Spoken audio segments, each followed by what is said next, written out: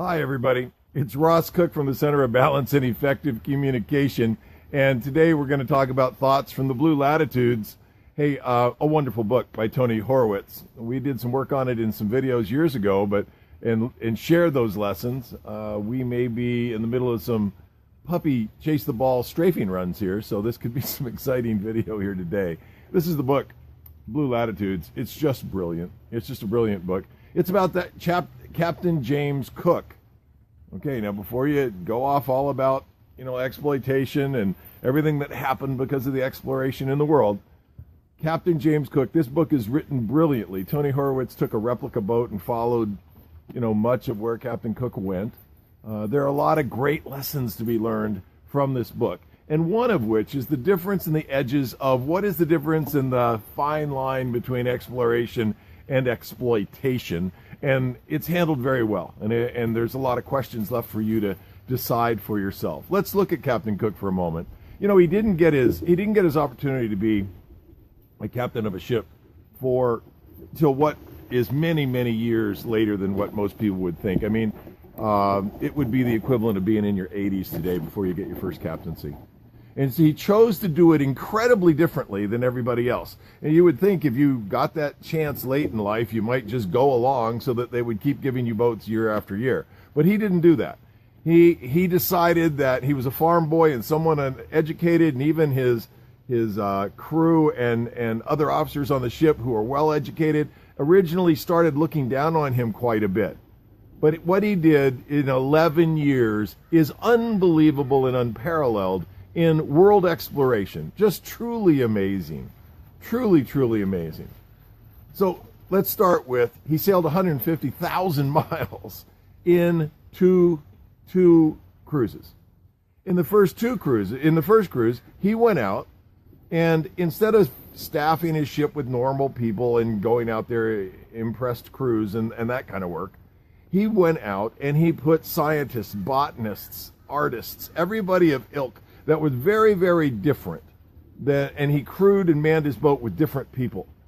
In 2.5 years, when he returned, the drawings and the information that came clear, they increased the number of plants known to the European societies by 25% in 2.5 years. So then he sets out again and he takes off. Now you got to realize 40% of a crew dying was normal in those days. That's just the way it went. And it was rough duty on the crew and even his passengers and stuff. But they were pushing out to the known world. 1/3 of the world had not been mapped.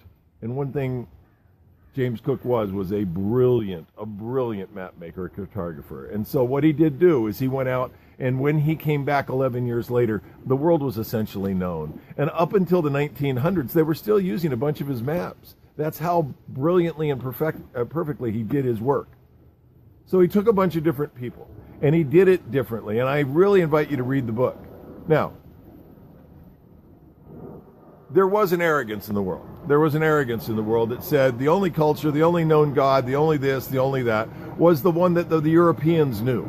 And was that emblematic as they went around the world? Yeah, that was the culture they came from. And did they meet very different people? Absolutely. The Aborigines who swapped and traded with them, and the next morning would put everything that they were given back on the beach because they didn't really need it in the first place. They were just kind of going along with whatever anybody was doing in this new idea of trading with other cultures. So there's a lot of stuff in this book that is just magnificent. There's a lot of humor in the book and a lot of thought-provoking ideas. Let me give you a couple of my takeaways. It's easy today, and it actually works for today's society and the challenges we have in front of us today. It's easy for us to be arrogant about, well, they mistreated, or the world came out and brought disease to the islands, and on, okay? Yes, that happened. And there were times when they traded weapons, guns, gunpowder, to tribes that then used those things to annihilate their enemies that they had been at war with since the beginning of time. So yeah, there was a lot of exponential growth, and some of it not very good at all, from these discoveries. But nevertheless, you have to draw your own conclusions about exploitation and exploration. So first, I think the big takeaway is he did it differently. He just chose to do it completely differently. And his exploration and his curiosity boomed the world as far as knowledge, and did help people say, well, there's other stuff out there that we don't know about and we have to go find it. Two, in the midst of doing it differently, crews died on ships. He did it completely, never had any scurvy, because he chose not only to captain differently, but he chose to use the science he was finding as an experiment on his own crews. So there was no scurvy on any of his ships. So there was a lot of breakthrough that is still alive today because of what he did way back then from 1768 to 1779. And lastly, what he did in 11 years. Now let's think about that. Where were you 11 years ago? Where are you going to be 11 years from now? He changed the world immensely in 11 years. In just 11 years and 2 voyages.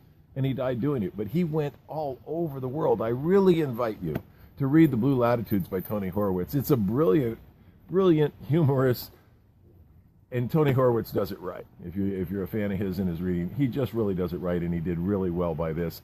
And you will be better off knowing more about Captain James Cook than not knowing.